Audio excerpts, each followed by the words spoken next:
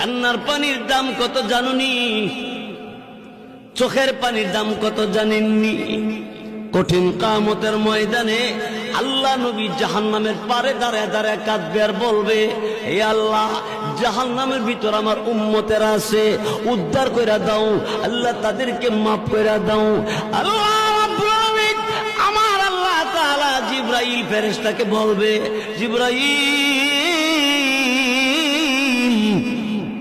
আমি আল্লাহর কুদরতি দরবারে পানির পাতিল আছে, পানির পাতিল নিয়ে যাও, আমার নবীর কাছে নিয়ে দিবা।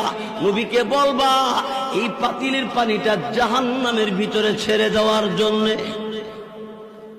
রসুলের কাছে জিবরাইল পানির পাতিল দিবে, আর জিবরাইল ফেরেশতার কাছ থেকে রসুল পানির পাতিল পাইয়া পানিটা জাহান্নামের ভিতরে ছেড়ে দিবে।